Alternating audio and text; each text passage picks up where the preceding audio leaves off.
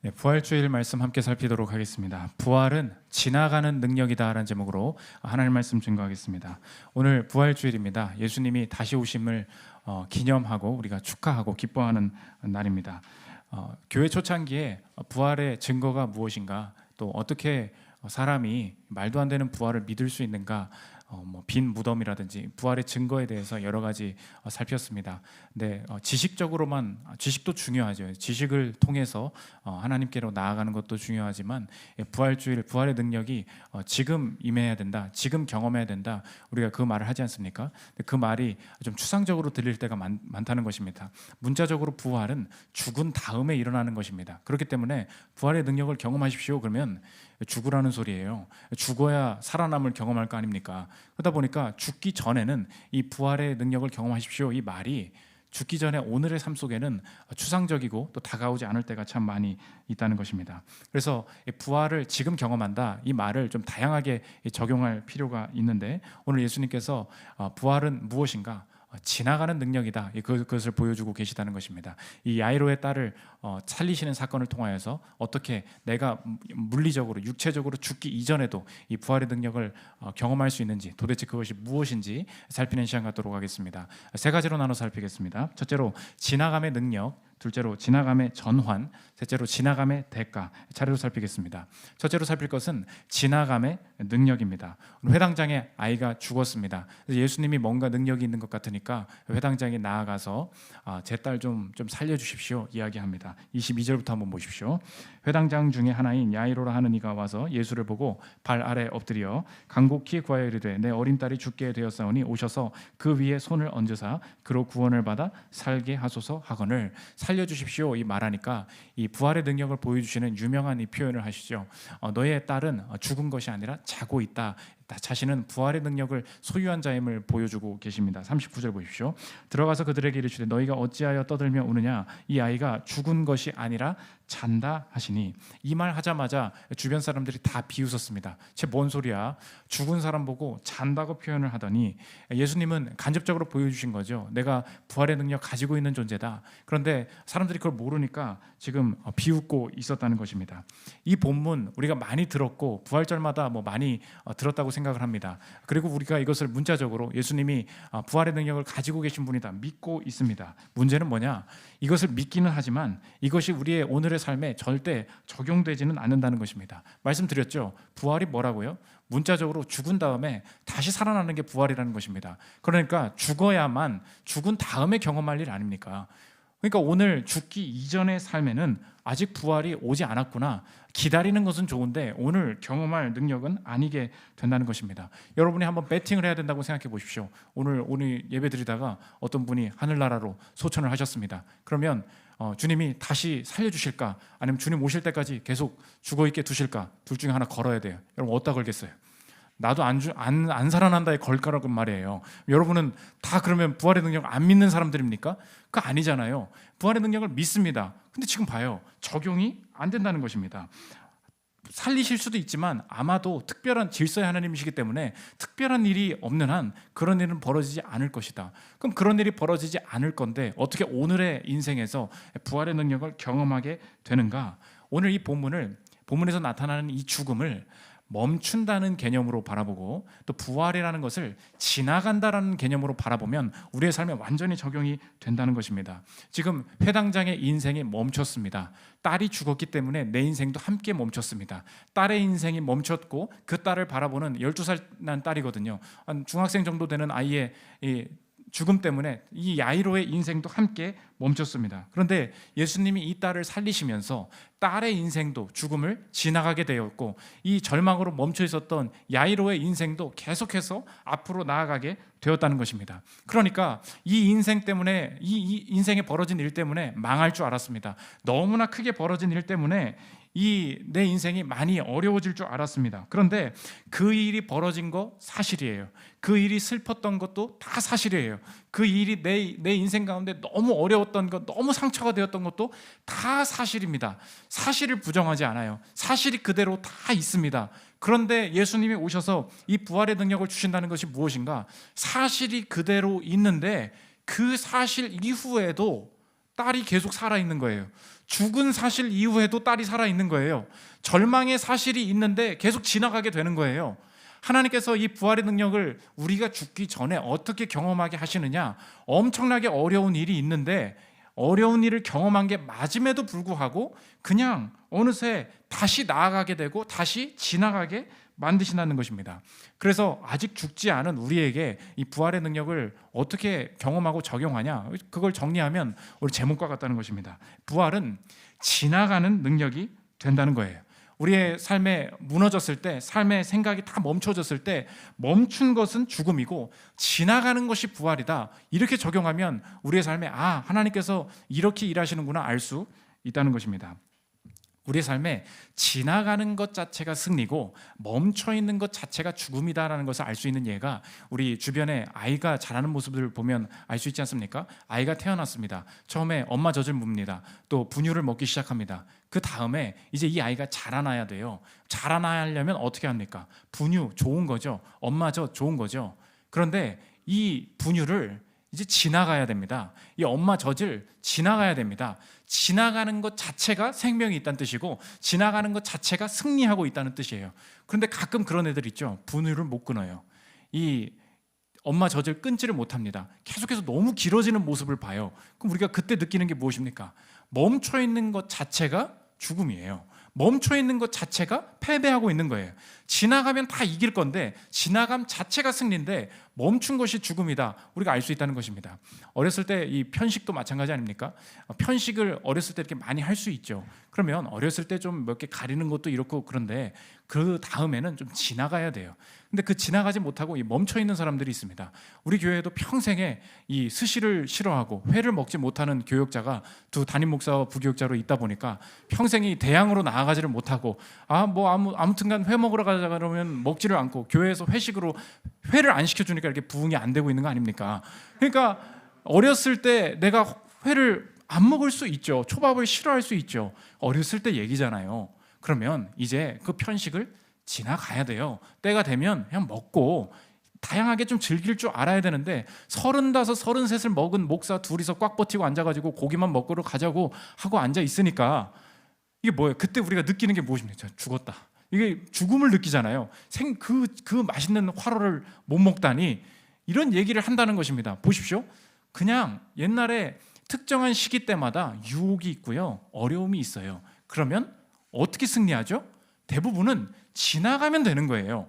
근데 지나가지 못하고 멈춰 있으면 그 자체가 죽음이 된다는 것입니다. 요즘도 젊은이들이 아시죠? 포켓몬빵이라고 20년 전에 나온 거거든요. 지금 30대 분들이 열심히 모았던 거예요. 제가 그래서 김은수 목사님한테도 물어봤어요. 너도 그 띠부띠부실 잘 가지고 놀았냐? 그러니까 나는 보통은 빵을 버리고 띠부띠부실을 모았는데 나는 띠부띠부실을 버리고 빵을 먹는 존재였다고 이렇게 얘기를 하더라고요.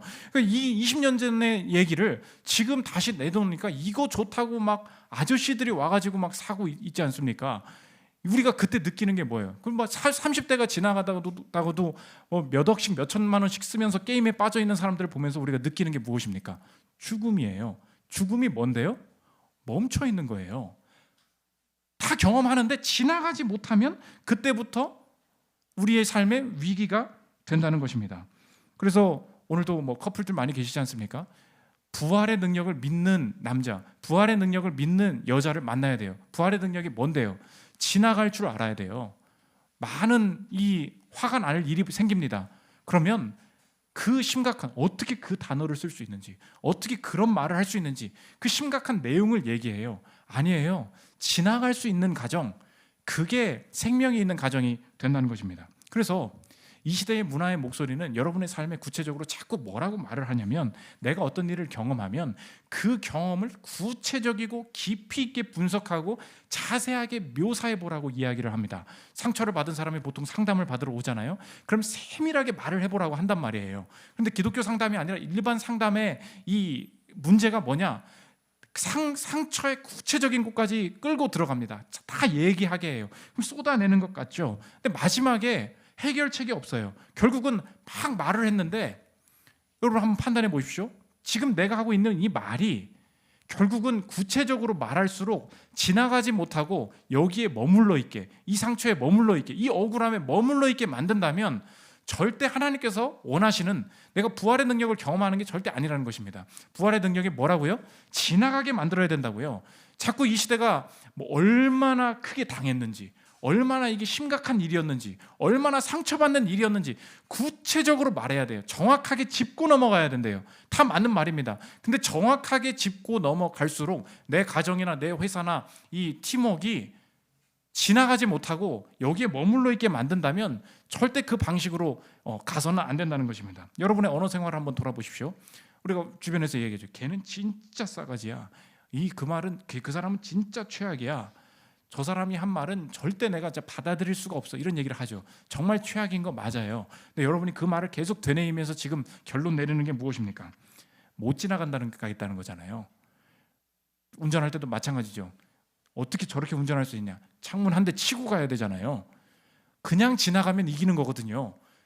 내가 짚고 넘어가야 한다고 할수록 내가 이 지나가지 못하는 이 어둠에 빠질 수 있다는 것입니다. 그래서 부활의 능력을 부활하기 전에 지금 경험한다고 했잖아요. 반대로 마찬가지예요. 우리가 죽기 전에 죽음의 능력이라는 것도 당연히 영적으로 지금 실제하고 있다는 것입니다.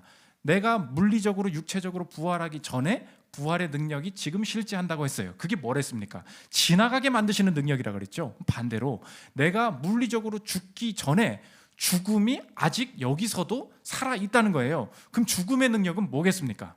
지나가지 못하게 만드는 능력이 여러분들은 인지하지 못하지만 실제적으로 살아서 여러분이 죽음에 머물러 있게 만들어 준다는 거예요. 오늘 딸이 죽었잖아요. 머물러 있어라. 지나가는 능력을 빼앗는 세력들이 보입니다. 35절 다시 보십시오. 아직 예수께서 말씀하실 때 회당장의 집에서 사람들이 와서 회당장에게 이르되 뭐래요?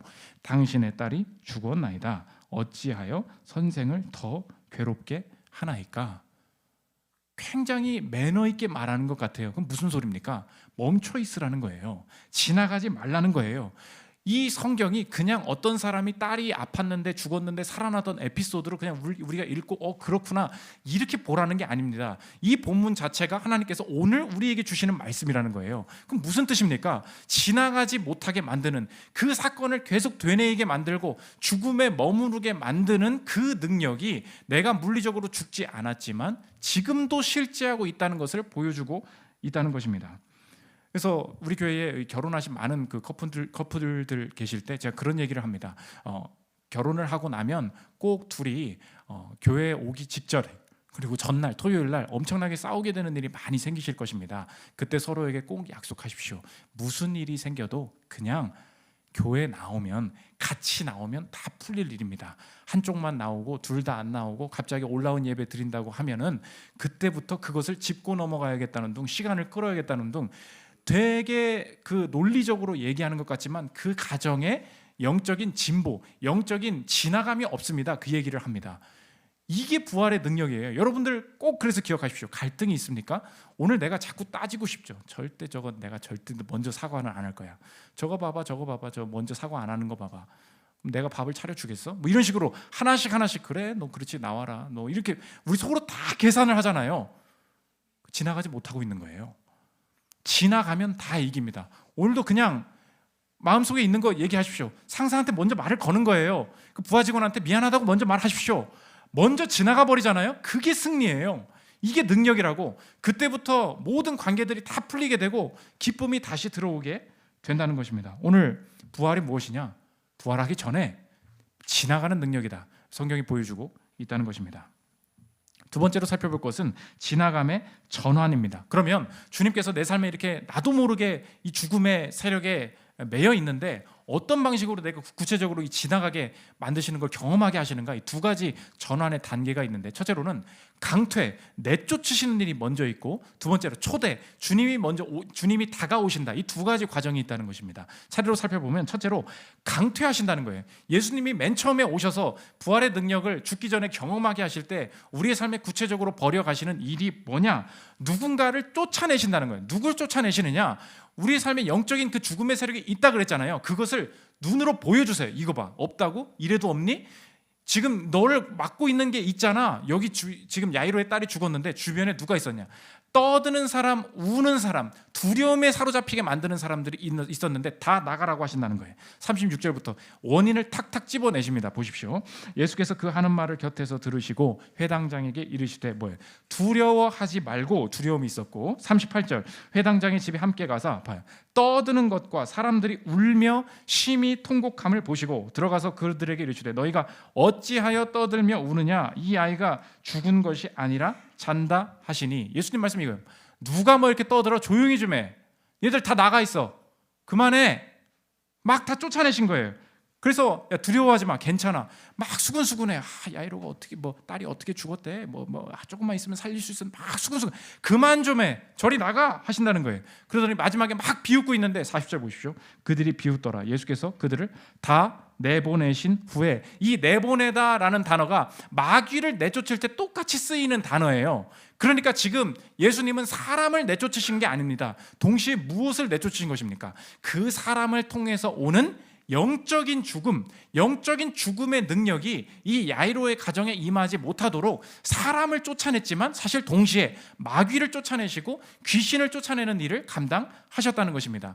옛날에 어떤 교회를 이렇게 오래 다니신 분들을 알죠. 옛날 교회에서는 시골에 귀신 들린 사람이 있었다는 거예요. 그래서 목사님이 가서 막 기도도 열심히 하고 그러면 귀신이 막 나사렛 예수 이름으로 명하노니 나가라 그러면 귀신도 나가고 막 그런 일이 벌어진다는 것입니다. 목사님은 왜 그런 거 못하냐고.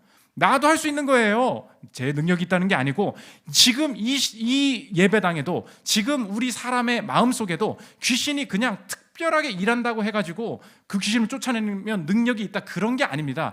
죽음의 세력이라는 게 있다는 거예요. 여러분의 마음속에, 여러분의 환경에 수군대고 두려움을 주고 울며 통곡하는 사람들이 옆에 다 있다는 것입니다. 근데 하나님께서 그 이야기를 들을 때 내가 영적으로 깨어있기 전에는 내가 너무 슬프니까 그냥 한 명 데리고 있었어요.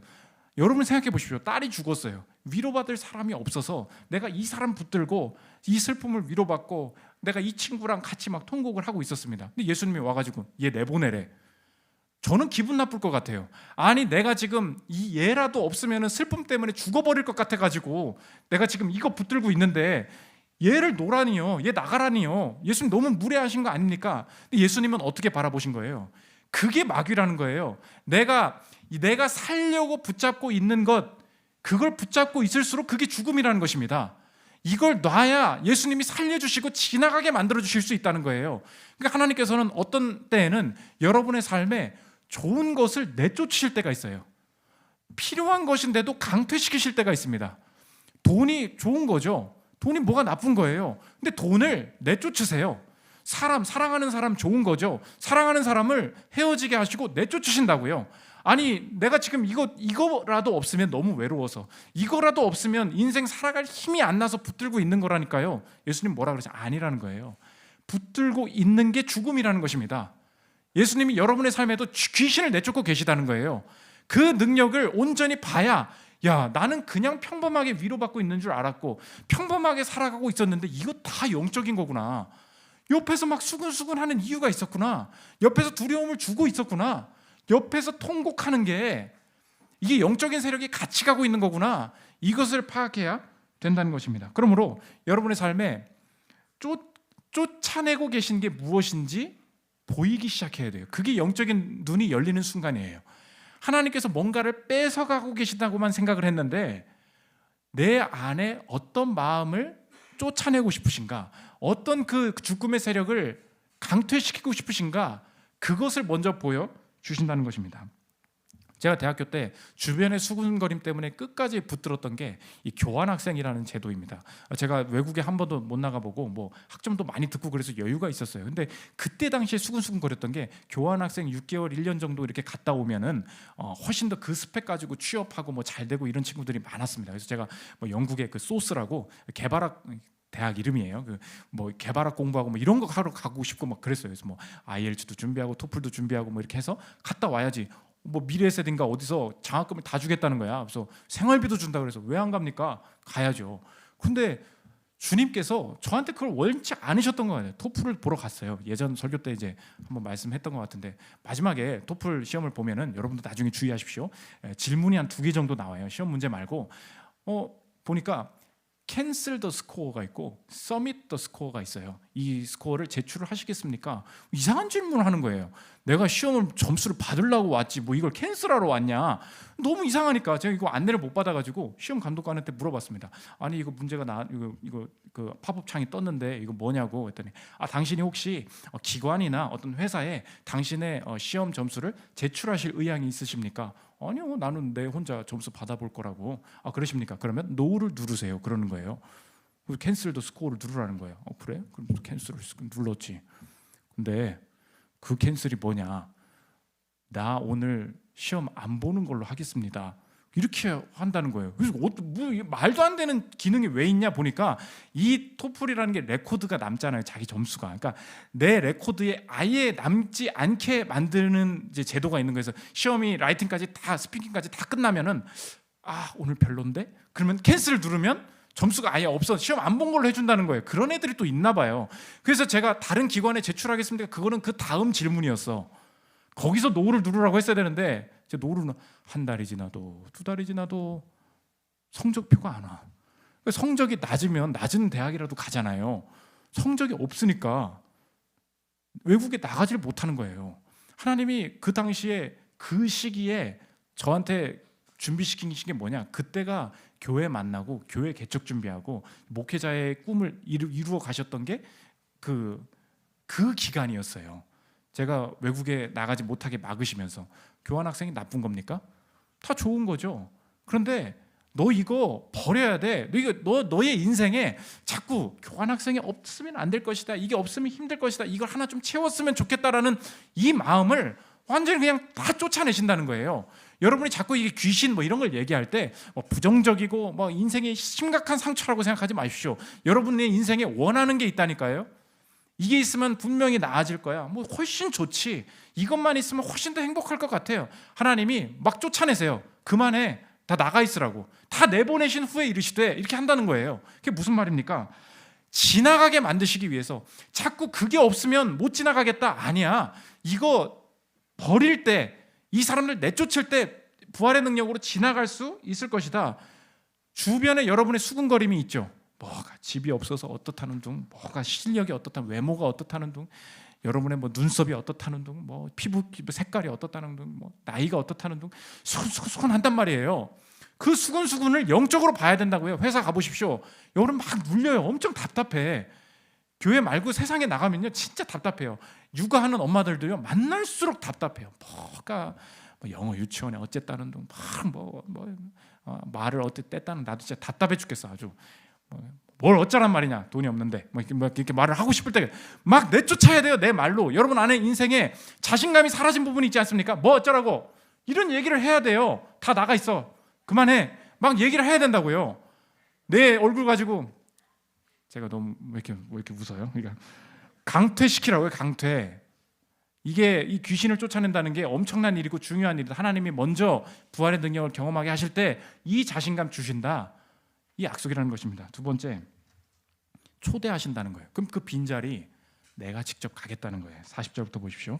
그들이 비웃더라. 예수께서 그들을 다 내보내신 후에 아이의 부모와 또 자기와 함께한 자들을 데리시고 아이 있는 곳에 들어가서 그 아이의 손을 잡고 이르시되 달리다굼 하시니, 번역하면 곧 내가 내게 말하노니 소녀야 일어나라 하심이라. 아이가 있는 곳, 비어 있는 곳이죠.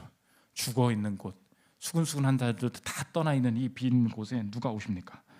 내가 직접 가면 된다는 거예요. 하나님의 사람들이 직접 가면 된다는 것입니다. 우리에게도 여러분의 삶의 이 죽음을 지나가는 방식을 말씀해 주십니다. 하나님은 여러분의 삶에 무언가 포기하게 하시고 뭔가를 내쫓으실 때 절대 더 안 좋은 상황으로 진행되게 만드시려는 것이 아니라 채우시기 위함입니다. 그래서 하나님께서 비워두신 것은 하나님이 여기까지는 일하셨는데 이게 남아있네라고 보면 안 되고요. 하나님이 일부러 비워두셨다고 봐야 돼요. 이게 성도의 관점이에요. 우리의 삶이 하나님께 감사할 게 또 있지 않습니까? 그러니까 감사할 걸 자꾸 말하다 보면 이 패턴이 자꾸 아직 앞으로 이게 아직 안 채워진 상태 이렇게 본단 말이에요. 그러니까 언제 채워지나 이 방식으로 봅니다. 근데 성경은 뭐라 그러냐면 일부러 비워두셨다는 거예요. 일부러 다른 방식의 지나감이 있기 때문에. 왜 돈을 안 채워주실 때까지 기다리겠습니다? 그렇지 않아요. 다른 방식으로 하나님께서 이 상황을 지나가게 만드실 뜻이 있기 때문에 일부러 그렇게 두셨다. 여기도 일하고 계시다는 관점으로 봐야 된다는 것입니다. 김종양 선교사님이라고 계십니다. 박상원 선교사님이랑 이제 같이 그 부부신데 지금 한 35년간 아프리카에서 학교, 의대, 고아원, 교회 한 700개의 교회를 말라위, 콩고 정말로 열악한 아프리카에서 35년간 선교를 하신 분이에요. 그런데 이분이 처음에 한 85년도쯤에 파송을 받으실 때 이 얘기입니다. 자신이 열심히 선교를 하려고 부르심도 있고 그랬는데 이제 독일 선교회에서 파송을 받았어요. 의료 선교회에서 파송을 받았는데 간 첫 달부터 월 500불씩 이제 당신의 선교 사역을 지원하기 위해서 우리가 헌금하겠습니다. 다 약속을 받고 선교 사역이 재정적으로 어렵지 않도록 구조 다 짜고 간 거예요. 첫 달부터 이제 그 집회가 와야 되는데 500불이 안 오는 거예요. 이상하다, 뭐가 좀 늦어지나 보다. 근데 둘째 딸이 돼도 안 와. 셋째 딸이 돼도 더 안 와.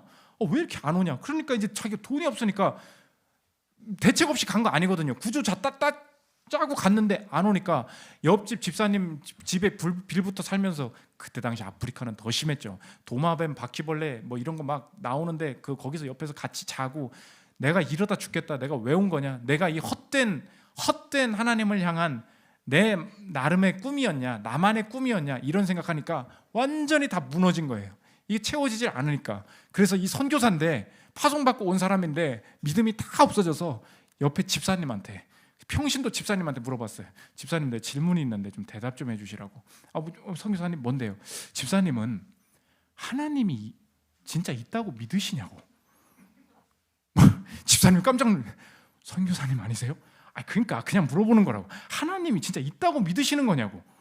그래가지고 이 집사님이 너무 기도를 했다는 거예요. 우리 선교사님 왜 이렇게 됐나. 그러니까 상황이 너무 열악하니까 선교사마저도 하나님은 존재하지 않는다, 막 이렇게까지 무너졌다는 것입니다. 그런데 다짐을 한 거죠. 내가 헛된 꿈이었을지 모르니까 100일만 기다리겠다. 100일까지 돈을 안 보내주시면 저는 가겠습니다. 99일이 됐는데도 돈이 안 오는 거예요. 짐 다 싸고 공항에서 이제 가려고 100일째 출발하기 전에 사서함 다시 한번 확인해 보자. 우체통이 열었는데 500불이 놓여져 있는 거예요. 하필 100일째? 왜 이래? 그러고 나서 너무 이상해서 우체국에 찾아갔더니 이제 다 이해가 되는 거예요. 하나님 살리시든지 데려가든지 하세요라는 책에 나오는 얘기입니다. 한번 들어보십시오. 문득 이상한 생각이 들어 우체국 직원에게 문의하니 직원이 놀란 표정으로 그것 말고도 3달치를 했잖아요. 2장이 100일이니까 2장이 더 들어있습니다라며 $500짜리 수표 2장이 든 봉투를 전해주었다. 남편의 사서함은 2836번인데 그 봉투의 겉면에는 2846번이 적혀 있었다. 사실 2달 전부터 와 있었는데 주인이 없어 지금까지 보관하고 있었습니다. 오늘 우편물을 2836번 사서함에 한번 넣어보고 그래도 찾아가지 않으면 독일로 돌려보내야겠다고 생각하며 봉투를 2836에 넣어보았지요. 독일 병원 선교회 회계 담당자에게 사서함 번호가 잘못 전달되는 바람에 독일에서 보낸 선교비가 3개월간 다른 사서함으로 보내진 것이다. 이 3개월간의 기간을 경험하고 이 수표를 딱 받아들이는 순간 35년의 사역을 가야 되는 이 선교사님의 첫 번째 발걸음에 마음속에 강하게 생긴 확신이 무엇이냐? 내가 이 선교지의 과정 중에서 돈 때문에, 어떤 어려움 때문에 하나님께서 그것을 안 살피고 계시다, 돈이 없어서 안 되겠다, 이것 때문에 죽겠다, 그게 절대 아니구나. 하나님께서 정확한 섭리 가운데 일하고 계시고 내게 재정적인 고난, 육체적인 고난, 자녀의 방황의 고난, 어떤 이런 고난을 주실 때는 정확한 섭리 가운데 하나님께서 세밀하게 이끌어가고 계시구나, 이것을 완전히 깨달아 버린 거예요. 35년을 나아가기 전에. 그러니까 하나님께서 3개월간 무엇을 쫓아내신 것입니까? 돈을 쫓아내셨죠. 그런데 돈이 없으니까 못 지나가겠지, 이렇게 생각이 드는 거 아닙니까? 여러분도 지금 마찬가지잖아요. 우리의 믿음이 약해져 있고 우리의 영적으로 둔해져 있을 때 너무 크게 다가오죠. 돈이 없으니까 못 지나가는 거 아닙니까? 돈이 없으니까 집 못 사는 거 아닙니까? 내가 몸이 안 좋으니까, 능력이 없으니까 승진 안 되는 거 아닙니까? 내가 나이가 먹었으니까 이제 할 일 없는 거 아닙니까? 우리 뭐예요? 못 지나가겠다는 거잖아요, 지금. 나는 안 된다고. 그게 너무 크게 다가온다고요. 그런데 하나님이 있는 것 가지고 이 돈이라도 500불이라도 있어야지라고 붙잡아야 살 거 아니에요. 세상의 방식이 늘 그런 식이라고. 그런데 그 500불 마저 뺏어 가신다는 것입니다. 강퇴시키신다는 거예요. 왜 그러신 거예요? 지나가게 만드시기 위해서. 돈이 없어도 500불이 없어도 이 500불을 없게 하시고 채우시는 그분은 하나님밖에 없다. 그거 보여주시기 위해서 3개월간 하나님이 세밀하게 이끌어 가셨던 거예요. 이분이 이 다음에 안 넘어지는 거예요. 귀신을 내쫓아버린 거예요. 돈의 귀신을. 되잖아요. 여러분 묻겠습니다. 여러분 뭐 하고 있어요? 돈 붙들고 있죠? 헌금도 못 하겠죠? 야, 이 돈도 없는데 뭘 어떻게 하겠냐? 부활주의를? 아유, 야, 교회에서 따로 뭐 하겠지. 그렇지 않아요. 여러분의 인생에 쫓아내야 될 게 뭔지 아십니까? 헌금을 하잖아요. 강퇴가 당하는 느낌이 들어. 돈이 없어. 저도 그래요. 저도. 제 솔직히 오늘도 부활주일 헌금을 해야 되는데 많이 하고 싶거든. 없어. 진짜 없다고. 그럴 때 목사니까 안 할 수도 없잖아요. 쫓아내시는 느낌. 쫓아낸다는 말은 너무 험한 말. 쫓아내신 느낌이 들어요. 그런데요, 그 과정 따라가면서 하나님이 주시는 확신이 있다고. 지나갈 것이다. 여러분 삶에 그래서 싱글이신 분들한테 제가 외롭다고 함부로 이렇게 막 누구나 만나고 그러지 말라고 합니다. 왜 그런지 아십니까? 쫓아내는데 너무 오래 걸려요. 빈 공간을 하나님이 채우셔야 되거든요. 오늘 여러분 공허함을 너무 헛된 자기 개발로 채우려고 하지 마십시오. 맨날 밤마다 어디 가겠다고, 뭘 배우겠다고. 그만 배워요. 성경 읽고 기도를 하라고. 햇빛에 들어와요. 어디까지 더 배울 거예요? 이제 배워도 기억도 안 나거든요. 돈 쓰지 말란 말이에요. 외로움을 너무 의미 없는 만남으로 채우려고 하지 마십시오. 열등감을 너무 과도한 열정으로 극복하려고 하지 말아요. 그 실력 잘 안 올라요. 그 안에서 이제 나머지는 주님이 채워 주십시오. 그래서 방법을 먼저 찾으면 안 되고 임재를 찾는 중에 방법이 발견되는 거예요. 다시 한번 여러분의 삶에 우리가 이런 얘기해요. 뭐 부활의 능력을 경험하라고 하면서 목사님 실제적으로는 뭐 아무 방법도 안 알려준다고. 주님 만나서 기쁘는 좋을 수 있지만 실제적인 건 없지 않냐고. 여러분 이거예요. 방법부터 찾으면 안 되고요. 임재 가운데 방법이 발견되는 거라고요. 이 경험을 먼저 해야 된다는 것입니다. 예수님을 초대하는 것. 이게 부활의 능력을 경험하는 이 방식, 이 전환의 과정, 강퇴시키시고 주님이 직접 임재로 다가오신다. 이게 과정이라는 것입니다. 마지막 세 번째, 지나감의 대가입니다. 예수님이 이 땅에서 우리를 위해서 대신하셔서 사셨다. 우리가 이런 얘기를 많이 하지 않습니까? 그런데 지나감의 관점에서 예수님의 죽음과 부활은 어떤 뜻이냐? 예수님이 지나가신 곳까지 우리도 지나가게 될 것이다. 이 말이라는 것입니다. 이 땅에 오셨는데 예수님을 인정은 하지만 예수님을 인정하는 강도가 다 달랐어요. 예수님은 훌륭한 선생이죠. 뭐 말 괜찮게 하는 사람이네. 이웃을 사랑하라고 하고 좋은 말 많이 하네. 이거 인정하는 사람 널리고 널렸었습니다. 근데 예수님의 죽으시고 내가 부활해야 되겠다라는, 내가 하나님이다라는 말을 할 때 그것을 인정하지 않은 사람한테 유대인들이 있었는데 유대인들한테 뭐라고 하시냐? 너희들이 믿는 그곳까지, 너희들이 나를 믿는 그곳까지 너희들이 가게 될 거야. 너희들은 죽음을 내가 오는 곳에 못 건너올 거야. 요한복음 8장 21절 보십시오. 다시 이르시되 내가 가리니 너희가 나를 찾다가 너희 죄 가운데서 죽겠고 내가 가는 곳에는 너희가 오지 못하리라. 너희 못 지나와. 뭐라냐? 22절 유대인들이 이르되 그가 말하기를 내가 가는 곳에는 너희가 오지 못하리라 하니 그가 자결하려는가? 예수께서 이르시되 너희는 아래에서 났고 나는 위에서 났으며 너희는 이 세상에 속하였고 나는 이 세상에 속하지 아니하였느니라. 너희가 지나가다가 멈추게 되는 곳이 있는데 그 너희들은 어디에서 멈추게 되느냐? 예수님이 우리의 인생을 대신 사셨다고 했잖아요. 대신 사신 예수님이 어디까지 지나갔다고 믿니? 너희가 믿는 그곳까지 너희들이 가게 될 거라는 거예요. 이 유대인들이 어디까지 믿었습니까? 좋은 사람? 오케이. 그런데 너가 부활한다고? 네가 십자가에 달렸다고 부활한다고? 내가 그건 못 믿어. 맞아. 너희들은 거기까지 가게 될 거야. 너희들은 나 있는 곳까지는 오지 못하게 될 거야. 그게 죄인의 한계였다는 거예요. 예수님은 죽음까지다. 그런데 이 똑같은 말을 베드로와 믿는 자들 앞에서 예수님을 하나님으로, 예수님을 부활하실 구세주로 믿는 자들에게 뭐라고 말씀하시냐? 나 아까 쟤네들한테는 다른 말 하고 있었는데 너희들 있잖아, 오게 될 거야. 요한복음 18장 33절 보십시오. 작은 자들아, 내가 아직 잠시 너희와 함께 있겠노라. 너희가 나를 찾은 것이나 일찍이 내가 유대인들에게 너희는 내가 가는 곳에 올 수 없다고 말한 것과 같이 지금 너희에게도 이르노라. 시몬 베드로가 이르되 주여 어디로 가시나이까? 예수께서 대답하시되 내가 가는 곳에 내가 지금은 따라올 수 없겠으나 후에는 따라오리라. 베드로야, 너는 오게 될 거야. 왜 그렇습니까? 그들이 믿는 예수님이 누군데요?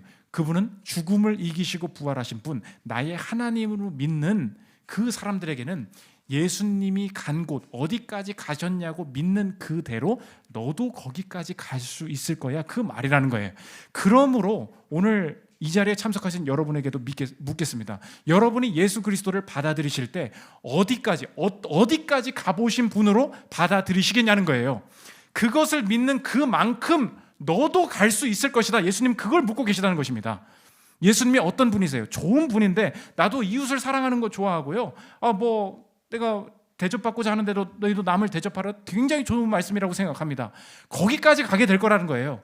그런데 우리가 예수님이 죽음을 지나가셔서 부활하신 분임을 믿는다면, 내가 그것을 인정하시면 그 믿음 가지고 나도 죽음을 넘어서 죽음을 지나갈 수 있는 존재가 될 것이다. 이 지나감의 대가를 예수님께서 먼저 십자가에서 치러 주셨다는 것입니다. 그러므로 부활하기 전에 내 삶도 예수의 능력이 있다면 지금 확신하겠다. 단순히 부활의 능력이라는 것은 죽고 난 다음에 너도 천국 가게 될 거야, 그런 뜻이 아니라 죽음마저도 지나가게 만드신 그분의 능력이 내 안에 있으니 주님께서 이제 오늘부터 시작되는 내 모든 삶의 모든 고난과 가난과 모든 역경들 속에 분명히 지나가지 못하겠다라는 생각이 들 것인데, 죽음마저 지나가게 하신 그분이 이 사건도 분명히 심각하고 분명히 상처받고 분명히 어려운 상황인 건 맞지만 주님을 초대하고 주변의 수군거림을 강퇴하고 하나님의 뜻을 좇을 때 엄청 상처받은 것 같은데, 엄청 가난한 것 같은데, 이 역경도 어느새 기쁨으로 소망으로 지나가게 되는 일을 맞이하게 될 것이다. 이것이 바로 물리적으로 부활하기 전에 성도가 내면에 가지고 있는 부활의 능력이 된다는 것입니다. 저 여러분, 이 부활주의를 맞이해서 결코 부활이 물리적인 육체적인 죽음 이후에 오는 것이 아니라 오늘도 지나가는 능력으로 함께 하실 것을 믿고, 오늘 감당해내고 있는 모든 어려움과 죽음의 모든 권세들 물리치고 지나가는 기쁨을 맞이하는 여러분들 되시기를 기도합니다. 우리 예수를 함께 하시는 찬양으로 기도하는 시간 갖도록 하겠습니다.